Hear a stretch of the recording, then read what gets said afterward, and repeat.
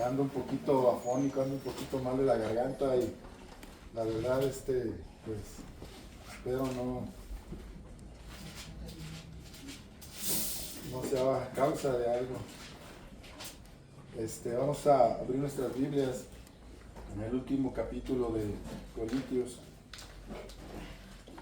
Hemos acabado de analizar este libro, esta carta. No es un libro, es la última carta del apóstol, es el último capítulo de la primera carta del apóstol Pablo a los Corintios. Sabemos que el propósito de este mensaje era entender por qué, a pesar de que la iglesia de Corintio no era una iglesia que fuese un ejemplo como una iglesia espiritual, pero la Biblia nos enseña a aprender de todo. Y en esta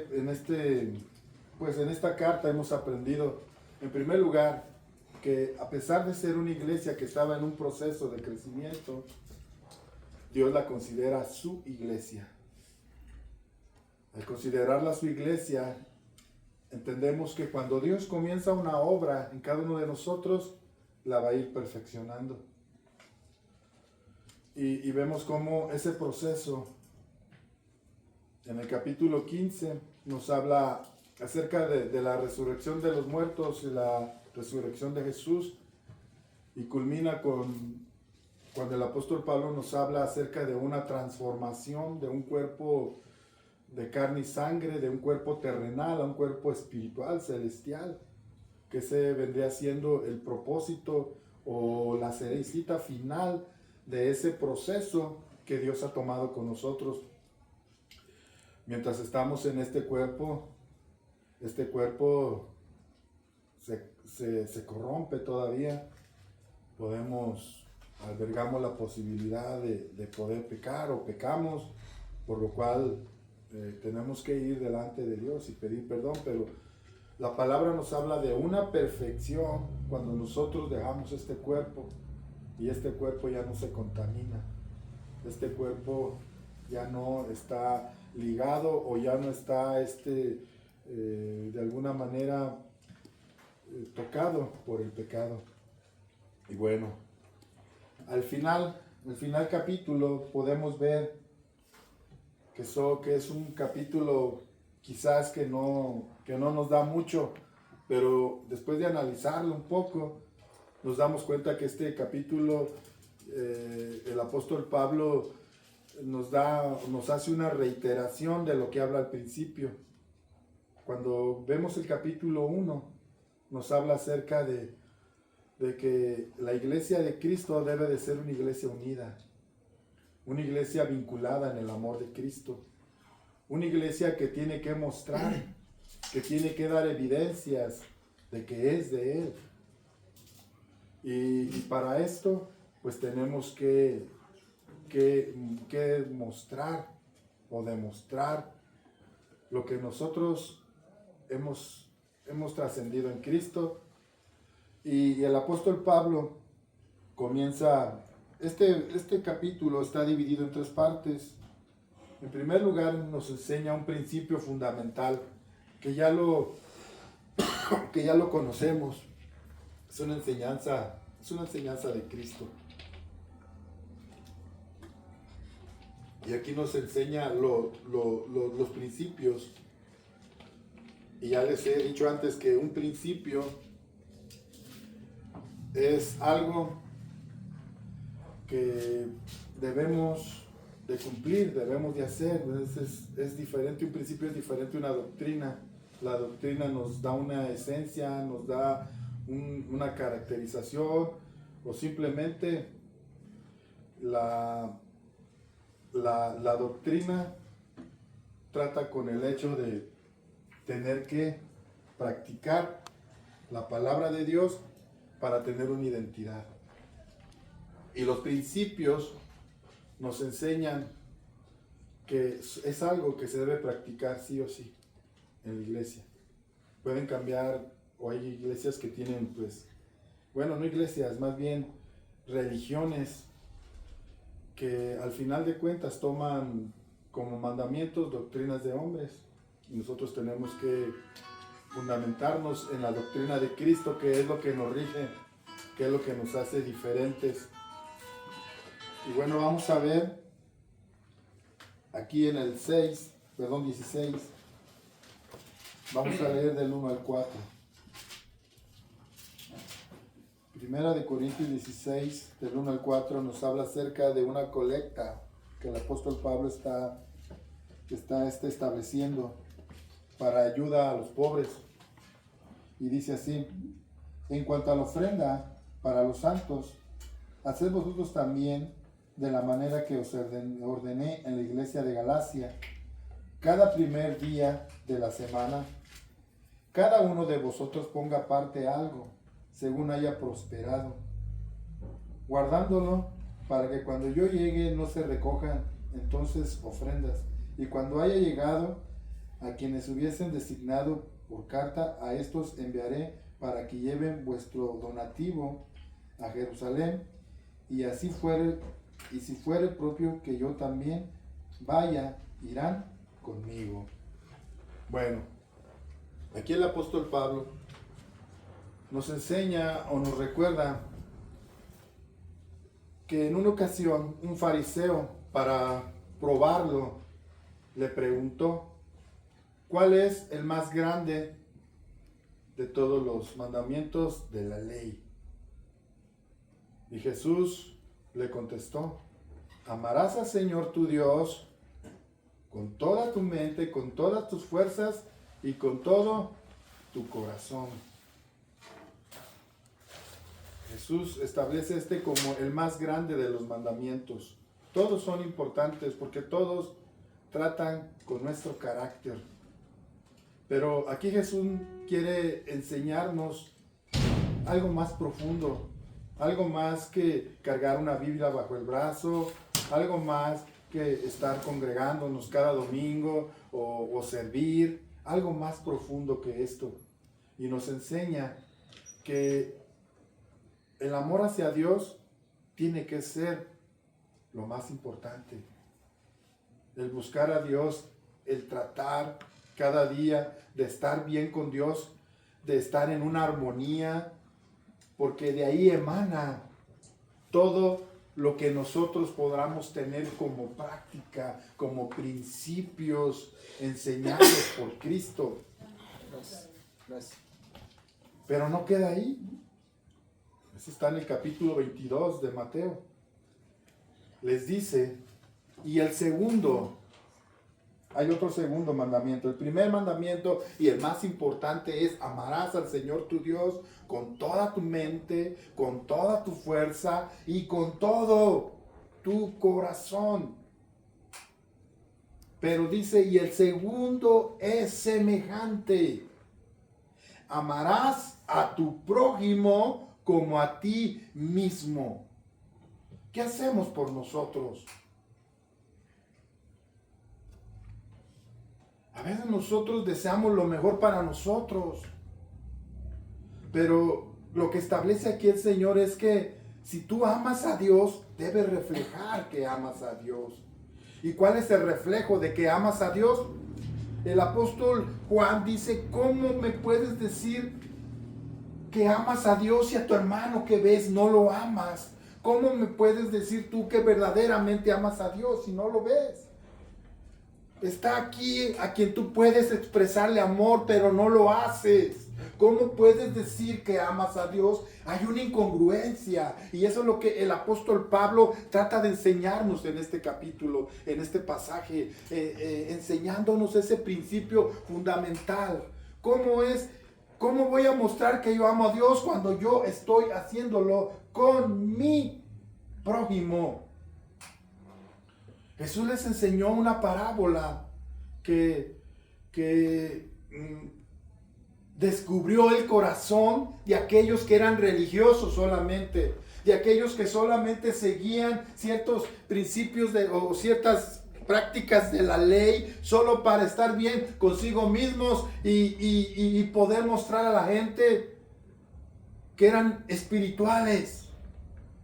Pero Jesús les pone un ejemplo y les habla del buen samaritano y les habla acerca de aquel hombre que fue golpeado. Y dice que pasó un levita y el levita se fue de paso. Y luego un sacerdote. Y el sacerdote también se fue de paso. Pero pasó un samaritano que no tenía nada que ver con el servicio en el tabernáculo o con el servicio en el templo. No tenía nada que ver. Y nosotros pensamos que porque servimos a Dios estamos bien. No, debe haber algo más que me muestre o que muestre a los demás que verdaderamente yo amo a Dios. Este varón dice que fue movido ¿a qué? A misericordia. Vio la necesidad y no dijo, bueno, vístete y es tu asunto. Yo nomás oro por ti y ya no. Lo vio tirado y dice que fue y comenzó a sanar, comenzó a limpiar, a curar sus heridas. Y no quedó ahí, no le dijo, bueno, ya te curé tus heridas, ya te eché aceitito, vino para que no se te vaya a infectar o para que no se te hinche más o te inflame, ¿sabes qué? Pues ya, aquí en adelante, pues como veas, ¿no? Dice que lo llevó a un mesón. Y todavía le dijo al mesonero, aquí te lo dejo. Y si algo tienes que pagar o si haces algo por él, dímelo y pónmelo a mi cuenta, porque yo lo voy a pagar. Aquí es donde vemos la verdadera intención de cuando somos o que amamos a Dios. En la práctica. Pues los principios son para practicarse, no para aprenderse solamente. Es para mostrar verdaderamente que yo amo a Dios. Estoy ligado. No podemos quitar una cosa por la otra o ignorar. Si amamos a Dios, debemos demostrarlo. Y el apóstol Pablo les habla acerca de esa colecta. Había un tiempo de hambruna en Jerusalén. Era para la iglesia o para los hermanos que vivían en Jerusalén que la estaban pasando mal. No tenían que comer. Estaban, aparte de pasar un proceso de hambruna, estaban siendo perseguidos por causa de Cristo. No eran bien vistos, no cualquiera les quería dar trabajo. Ese era el precio que estaban pagando por amar a Cristo, por amar a Dios. Y el apóstol Pablo, movido en misericordia, como dice aquí, como lo dice en Galacia, como lo dice en Filipo, donde quiera a las iglesias que él llegaba, les hablaba y les pedía una colecta, una ofrenda voluntaria, para que ellos pudiesen de alguna manera ayudar a los hermanos pobres, a los hermanos que estaban pasando un proceso de necesidad y no quedar solamente en una buena intención. Porque luego nosotros los cristianos somos buenos intencionados. Y yo conocí un viejito que era predicador y él decía que el camino al infierno estaba pavimentado de puras buenas intenciones. Porque tenemos buena intención, pero no la decisión. Y hay necesidad. En este caso, pues, había necesidad en la iglesia de Jerusalén y era específico, era específica la ofrenda para quién, en un destinatario, y era para la iglesia de Jerusalén. Ahora, ¿cómo lo podemos practicar nosotros? Pues ahora sí que cada quien. Todos sabemos dónde está la necesidad. Y vamos a buscar unos versículos aquí, por favor. Lucas. Si alguien lo encuentra, Lucas 6:38.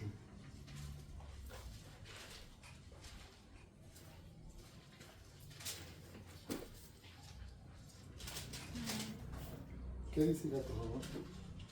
Dad y se os dará, medida buena, apretada, remecida y rebosando darán en vuestro regazo, porque con la misma medida con que medís, os volverán a medir.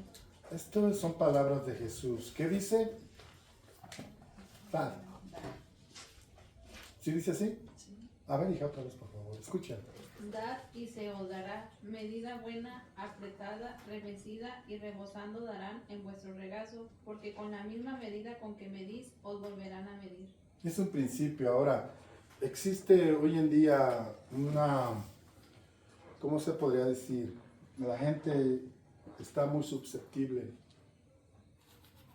Porque es verdad, sí, la iglesia, no digo todo en general, pero mucha parte de la iglesia que se llama iglesia cristiana ha caído en una situación donde se lucra con la fe de las personas. Hay personas bien lastimadas porque se les enfatiza, o lo que más se habla dentro de la iglesia es acerca del dar. Ayer escuchaba a un predicador, un corto que estaba viendo de Chuy Olivares, y él decía que él estaba hablando acerca de, no sé cómo, si es, supongo yo que es una prédica que él dio, y supongo yo que la prédica se llama otro evangelio, porque la Biblia habla allá en Galacia, en el libro, en la carta de los Gálatas, si un ángel o si uno de nosotros trae otro evangelio, sea anatema, porque hay un evangelio que debemos seguir. Y este evangelio que debemos seguir es la enseñanza de Cristo. Jesús, cuando manda a sus discípulos a predicar, los manda para que vayan y hagan discípulos. ¿Y qué les van a enseñar? Enseñándoles lo que escucharon de mí, lo que yo les enseñé. Esa es la base de nuestro evangelio, lo que Cristo nos enseñó. Pero a veces sacamos de contexto todo esto y comenzamos a enseñar cosas o empezamos a hacer de la palabra, la empezamos a torcer, o muchos pues la empiezan a torcer. ¿Para qué? Para su beneficio propio. Y este hermano decía, Chuy Olivares decía, yo nunca, está hablando de ese tipo de personas, de ese tipo de predicadores, que ahora se les llama predicadores de la prosperidad. Está hablando acerca de esos predicadores y dice así, yo nunca he escuchado decir a uno de ellos, trae tu ofrenda, lo que tengas, y ponla en este lugar, y vamos y llevémosla a los pobres. Vayamos todos juntos como iglesia y repartamos con todo lo que se colecte aquí, vayamos y llevemos alimento a los lugares donde haya necesidad. Él habló de colonias de allá de Guadalajara, que él sabe que son colonias populares, colonias de pobres. Y dice, a ver, ellos dicen así, tráeme lo que tú tienes. Si tienes tu reloj, pon aquí tu reloj y tráeme a mí para que el Señor te bendiga. Eso es una mentira. El principio que establece Dios es dar a los pobres, al necesitado. No engrandecer las arcas de esos pastores que son riquísimos. Estaba viendo que ya hay un top de los 10 pastores más ricos del mundo. Y esto genera vergüenza dentro de la iglesia. Bueno, al menos a mí. Y los pastores más ricos son los de Paren de Sufrir. Ya se llaman de otra manera. ¿Cómo se llaman las iglesias? ¿No saben? Antes eran Pare de Sufrir. Dicen que su pastor principal es uno de los hombres más ricos de Brasil y de los pastores más ricos del mundo. Entonces, esto es un principio que se ha sacado de contexto. ¿Y qué nos enseña así Jesús? Dad. No es una opción para considerar, ay, sí doy o no doy. No, es una obligación nuestra. ¿A quién? A quien Dios te ponga, a quien tú conozcas que tiene necesidad, a quien tú sabes bien que tiene necesidad.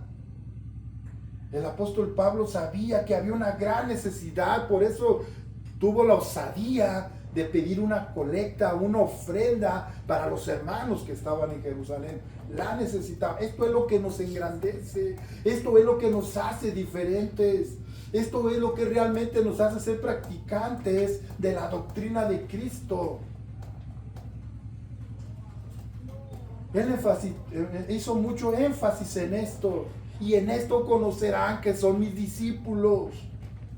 No en que estén bien ungidos, no en que sean los más populares, no en que sean los mejores, no. En esto conocerán que son mis discípulos si se aman los unos a los otros. Si tú dices que amas a Dios, la principal evidencia de que tú amas a Dios es cuando tú expresas amor. Y Jesús va más allá y no nos dice solamente a tu prójimo, a tu hermano, a aquel hermano que tú quieres de la iglesia, aquel hermano con el que tú te llevas bien. No está hablando también de amar a un enemigo, amar a tus enemigos, amar a aquellos que no te ven bien, amar a aquellos que te critican, amar a aquellos que te denostan, a aquellos que te señalan, a aquellos que te reprueban. A esos también tienes que amar. Y esto es evidente. El que dice que le ama debe andar, o el que dice que le conoce debe andar como él anduvo. Esto es lo que nos enseña la palabra de Dios.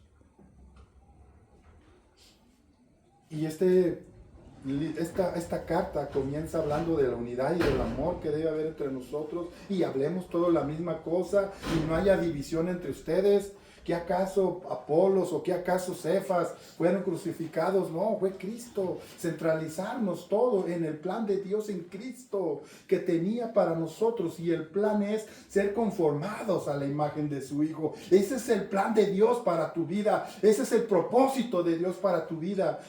Mientras estemos en esta tierra tendremos que ser conformados a la imagen de su Hijo. Jesús, cuando estaba en la cruz, no maldijo a aquellos que lo maldecían.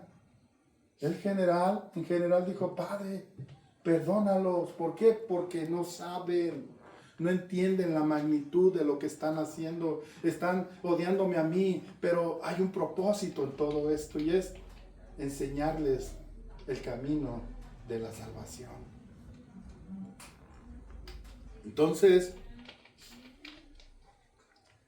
entendiendo este principio, pero me gustaría ver otros dos versículos, por favor. En Salmo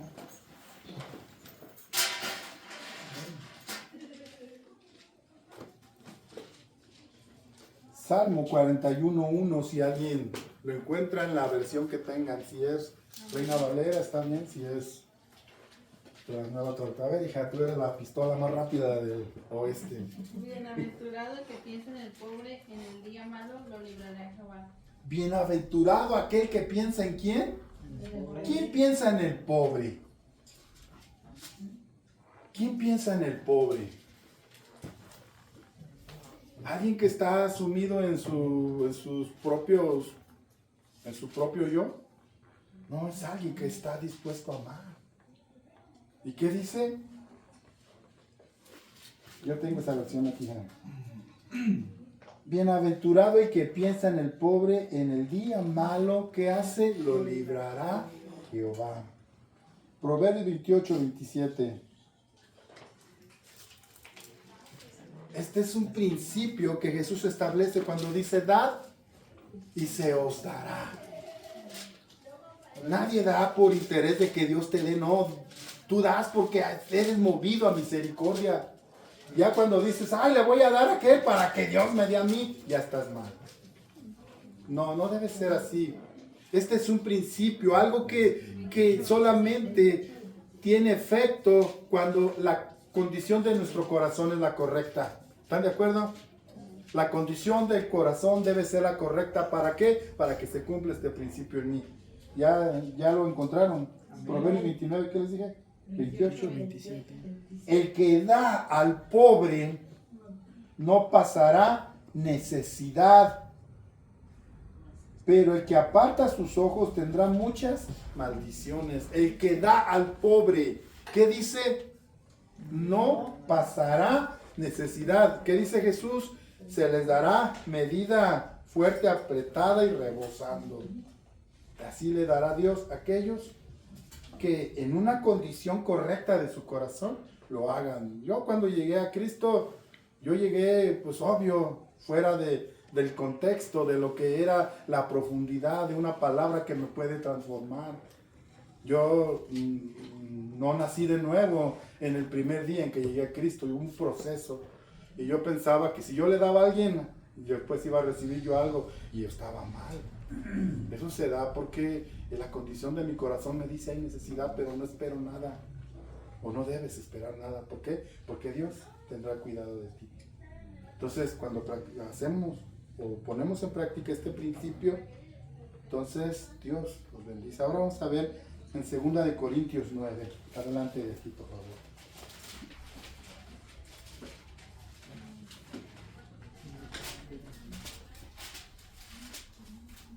Segunda de Corintios 9, 6, 7. Aquí les hace una reiteración en la segunda carta. Dice, por eso os digo, el que siembra escasamente también segará escasamente, y el que siembra generosamente, generosamente también segará. Cada uno dé como propuso en su corazón, no con tristeza ni por necesidad, porque Dios ama al dador alegre. Entonces, aquí nos habla la condición que debe haber en el corazón. En donde leímos en 16:2 dice que nadie dé más allá de lo que pueda dar en su capacidad. Cada quien dé conforme fue bendecido. O sea, tampoco nos pide que hagamos algo que no está en nuestras manos. Nos está pidiendo algo de acuerdo a lo que yo gano, de acuerdo a cómo me fue, a cómo Dios me bendijo. Y acá dice, cada quien dé, ¿cómo? Como propuso. Qué hermoso es cuando tenemos esa libertad. Cada quien dé como propuso en su corazón, no con tristeza. O sea, no con pesar, ay, ¿y ahora cómo le voy a hacer? Voy a deshacer de este poco dinero y cómo le voy a hacer más para allá. No te preocupes. Tú solamente dalo. Pon lo que has propuesto en tu corazón. Eso haz. No con tristeza ni por necesidad. O sea, que no te gane esa la preocupación. Porque Dios ama ¿a quién? Ahora confundimos eso. Yo he visto, yo los respeto, ¿verdad? Pero creo que están equivocados. Ponen un alfolí y, o bueno, un ofrendero. Se ponen un ofrendero y ponen una canción, si tuvieras hueco, y pasan los hermanos, brinque, brinque, baile, baile, y ponen ahí su ofrenda. Qué bueno, si les nace su corazón, qué bueno que lo hagan así, pero cuando habla que lo hagan, que no lo hagamos ¿con qué? Con tristeza.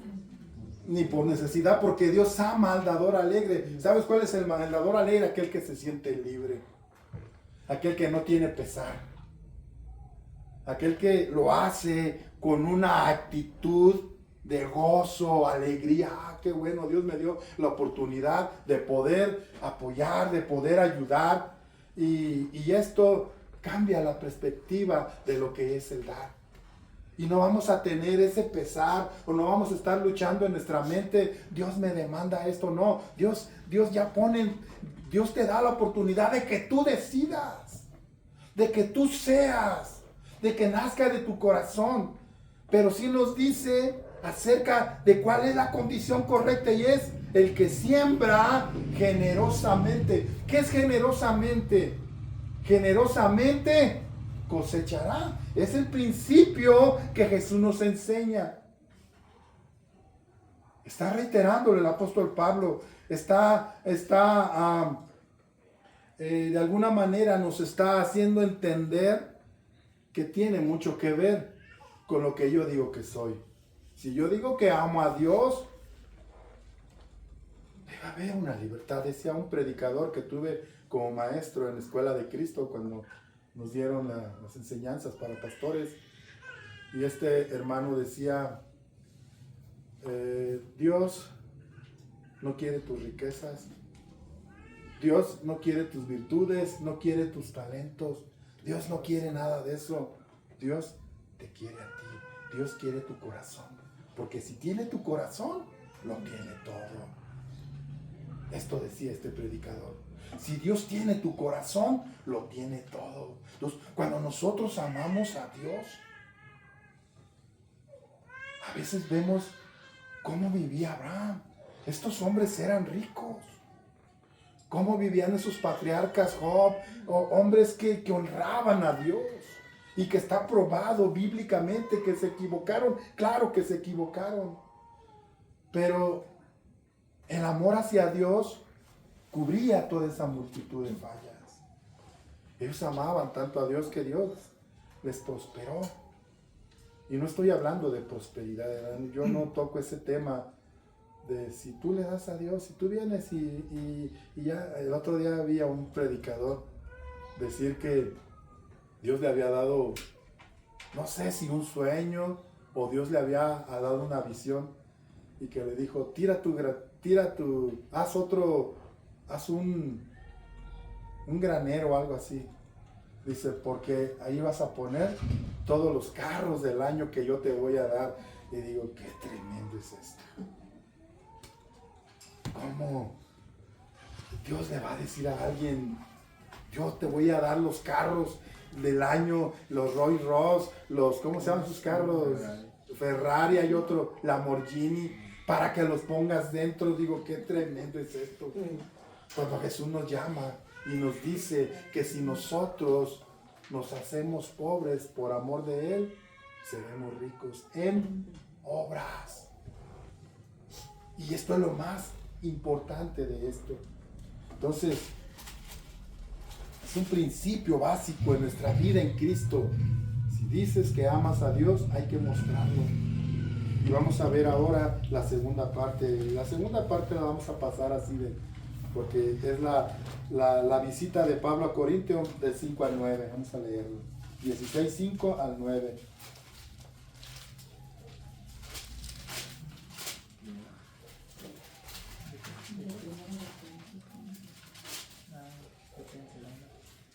Dice, iré a vosotros cuando haya pasado por Macedonia, pues por Macedonia tengo que pasar.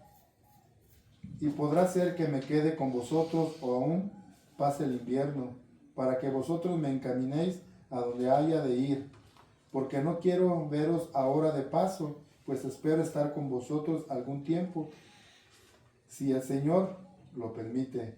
Pero estaré en Éfeso hasta el día del Pentecostés, porque se me ha abierto puerta grande y eficaz, y muchos son los adversarios. Bueno, el apóstol Pablo habla de un arduo trabajo.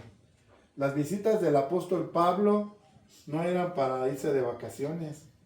El apóstol Pablo era un hombre muy comprometido con el llamado que Dios le dio. Y era de llevar el evangelio a los gentiles. Y esa era su devoción, ese era su deseo, ese era lo que ocupaba su corazón, su vida. Y pues es un ejemplo para muchos, en este caso para mí, porque nosotros nos desviamos tan rápido en situaciones que no son tan importantes y dejamos a veces de lado el ir por las almas o el predicarle a las almas nuevas. Y el apóstol Pablo esto tenía, o sea, estableció una iglesia y no la dejaba al olvido, sino que estaba ahí pendiente de ella. Este es el caso de esto que está hablando, ¿no? De que pasaré a ustedes, pero no quiero pasar solamente de paso, quiero quedarme un tiempo, quiero seguir instruyéndoles en el amor de Cristo. Bueno, eso es un énfasis añadido por mí, que eso era lo que hacía. No creo que haya estado haciendo otras cosas más que enseñarles el amor de Cristo. Luego vamos a la tercera, que es muy importante también. La exhortación y el respeto a los cristianos que dan buen ejemplo y a la unidad y la humildad. Bueno, vamos a leer del 10 en adelante. No, es del 10 al 18. Dice así. Y si llega Timoteo, mirad que esté con vosotros con tranquilidad, porque él hace la obra del Señor, así como yo.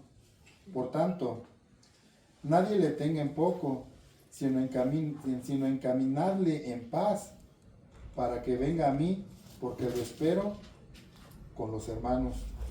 Acerca del hermano Apolos, mucho le rogué que fuese a vosotros con los hermanos, mas de ninguna manera tuvo voluntad de ir por ahora, pero irá cuando tenga oportunidad. Bueno,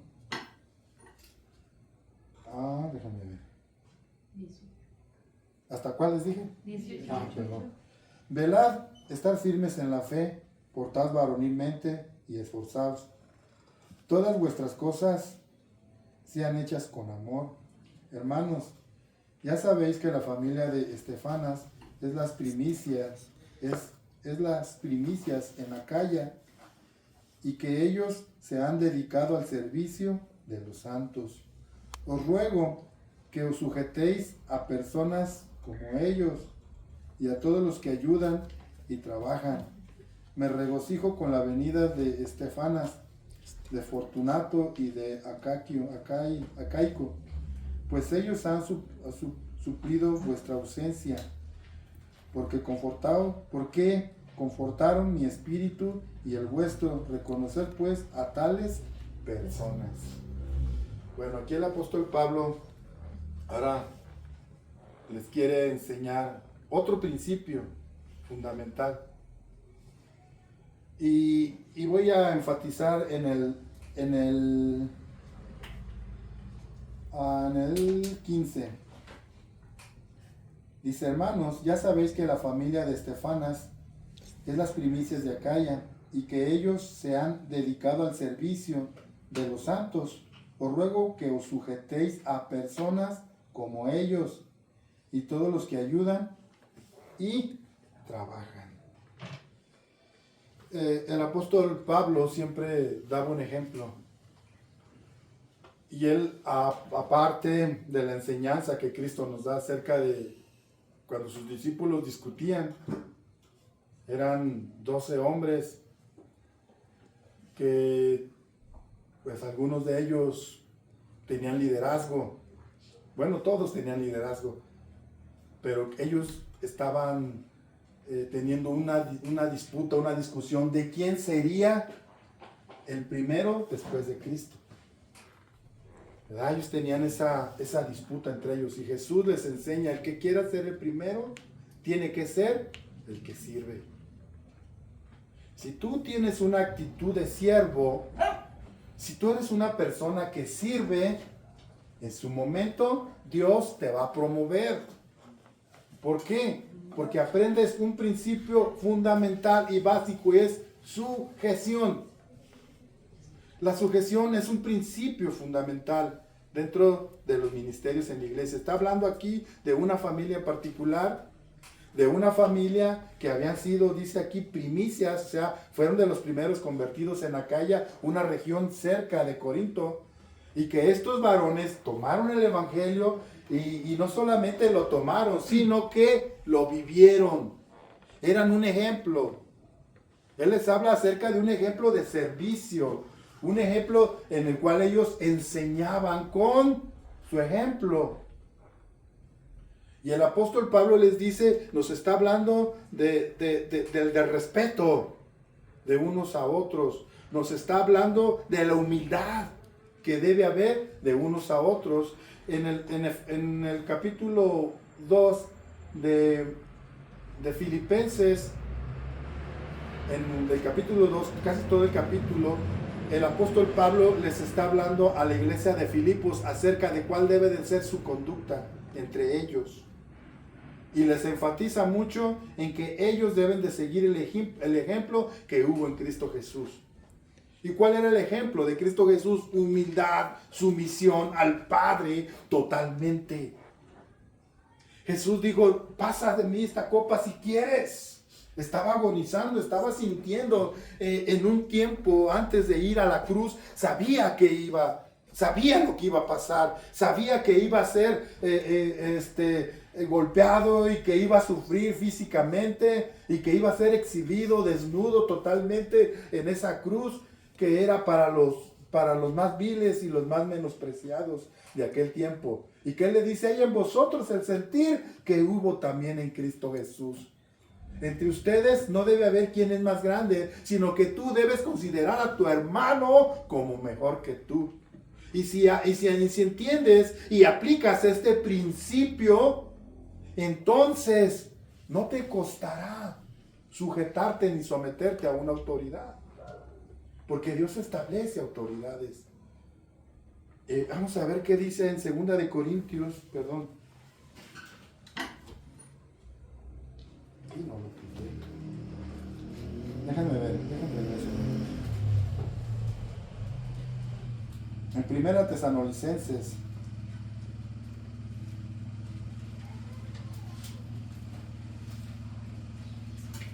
Primera de Tesalonicenses, déjenme ver.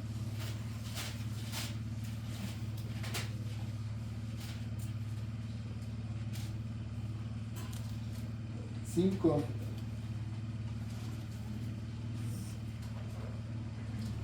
Este es un consejo tremendo. Dice, os rogamos, hermanos, ya están ahí, perdón, ya lo tienes. 5:12. Primera Tesalonicenses 5:12. Ya, dice así. Os rogamos, hermanos, que reconozcáis a los que trabajan entre vosotros y os presiden en el Señor y os amonestan, y que los tengáis en mucha estima y amor por causa de su obra. Tener paz entre vosotros.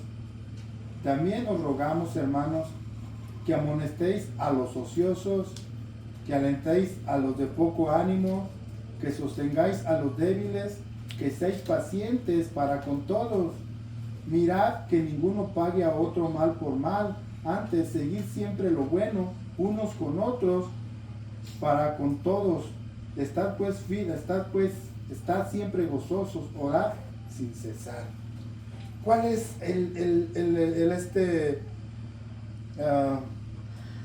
la recomendación del apóstol Pablo a esta iglesia de Filipos?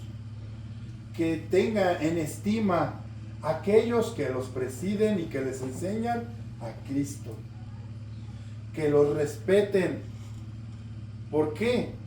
Porque son personas que han decidido, que Dios ha elegido también para llevar y para predicar el Evangelio. A veces nos van a exhortar. A veces nos van a cobijar. Pero debe haber todo esto. Y dice que no solamente nos dediquemos a esto, sino también a la exhortación a aquellos que andan desordenadamente. Entonces, la palabra de Dios es basta cuando nos habla acerca de cómo debe de ser nuestra condición en cuanto a aquellas personas que son líderes en la iglesia o que llevan un ministerio de la enseñanza de la palabra. Debe haber respeto, sujeción. Dice que a las personas que son como ellos, que llevan la palabra, que son un ejemplo, a estos someteos o sujetaos. ¿Qué es sujetar? ¿Qué es someterse?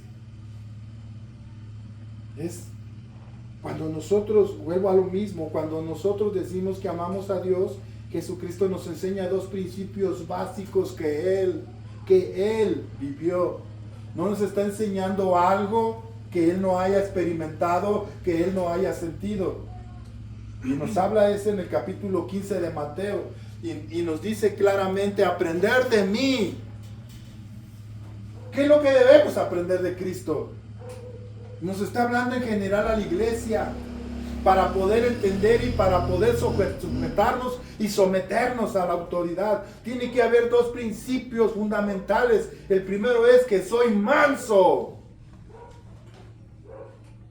Aprender de mí que soy manso y humilde de corazón.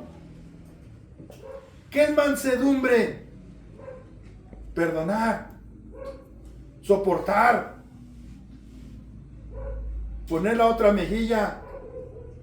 Estaba viendo también hace unos días que en la costumbre romana, cuando cuando el imperio romano tomaba una provincia que nunca había estado bajo su sujeción, que cuando iban los soldados romanos obligaban a las personas súbditas de esa región a llevar una milla, su casco, sus cargas o lo que ellos traían. Decían, órale, ven, tú ven. No le preguntaban, puedes, quieres, no, ven. Llevan mi carga, y les echaban encima sus armas o lo que ellos traían. Y estos hombres era una milla, contaban la milla. Ve una milla. ¿Y qué nos enseñó Jesús? Ir dos. Esto es mansedumbre. Y humildad. ¿Cómo voy a sujetar yo a este hermano? Trae guaraches. Siempre anda vestido con guayabera. Es que a veces, en las iglesias a veces sucede esto. Ay, yo soy un profesionista. Yo fui a la universidad, yo me gradué. Y este hermano es albañil. O es carpintero. O es que artesano. O vende tacos. O vende pollos. Y tenemos esta condición, los vemos por su condición de su aspecto, pero no vemos que son escogidos por Dios para esto. Y que no importa que ellos no hayan cursado una carrera de universidad, qué bueno, estudien muchachos, estudien, échenle ganas, pero aprendan estos principios fundamentales que es la mansedumbre y la humildad. Jesús nos enseña a imitarlo así. Aprendan de mí. Nunca le echó la bolita a alguien más y dijo, aprendan de aquel, no, de mí.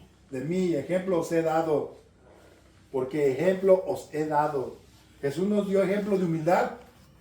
¿En qué momento sientes tú que Dios te enseñó humildad? Porque Jesús te enseñó humildad. ¿En qué momento?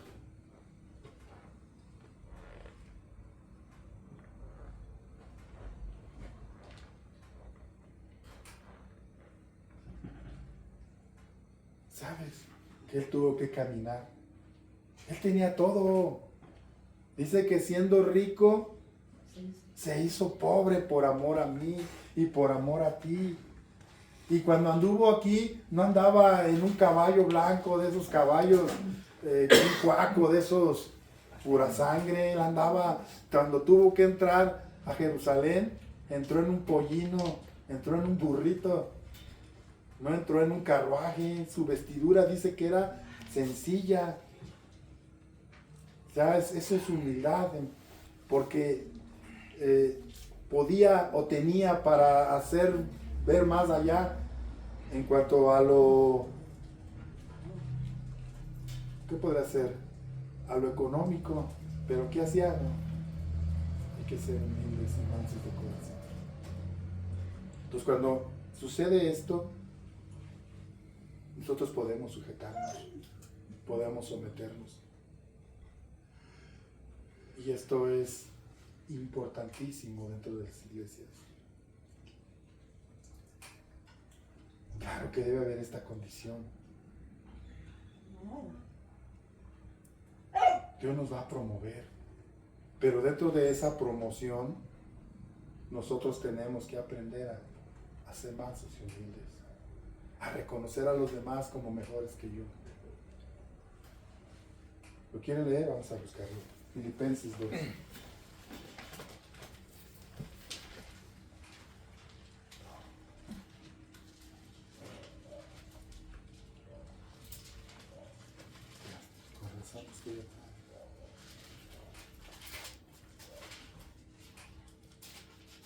¿Ya lo tienen? Vamos a leer el 2. del 1 en adelante. Dice así. No lo dejen en encuentro. Dice, por tanto, si hay alguna consolación en Cristo, si hay algún consuelo de amor, si alguna comunión con el Espíritu, si algún afecto entrañable, si alguna misericordia, completad mi gozo, sintiendo lo mismo, teniendo el mismo amor y unánimes, sintiendo una misma cosa. Nada hagáis por contienda o por vanagloria, antes bien con humildad, estimando cada uno a los demás como superiores a él mismo, no mirando cada uno por lo suyo propio, sino cada cual también por los de los otros.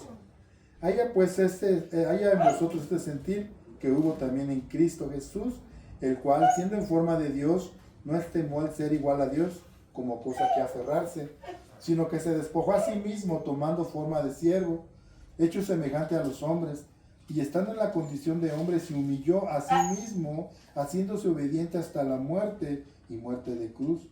Por lo cual también Dios, ¿qué dice? Lo exaltó hasta lo sumo, y le dio un nombre que es sobre todo nombre, para que en el nombre de Jesús se doble toda rodilla de los que están en el cielo y en la tierra, y debajo de la tierra, y toda lengua confiese que Jesucristo es el Señor, para gloria de Dios Padre. ¿Cuál debe ser ese sentir? El que hubo en Cristo.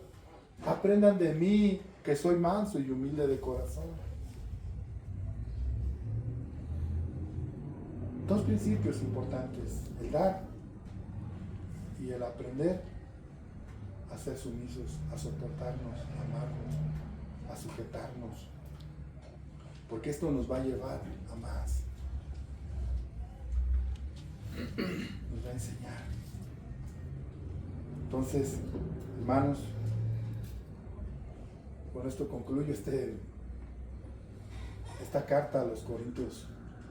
Ya más adelante pues trataremos otra carta. Para mí es muy importante porque nos enseña la palabra de una manera correcta.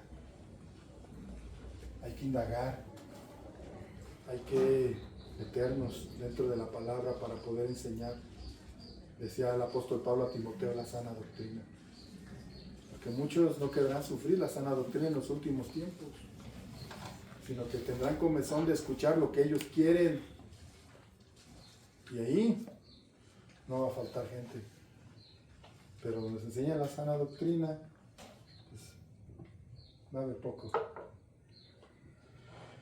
Y bueno, hermanos, pues acabamos esta carta a los Corintios. Como les dije antes, vamos a hacer una prórroga de un tiempecito. Voy a dar otros temas diversos, pero seguiremos con la carta a los Hebreos. Este libro está tremendo.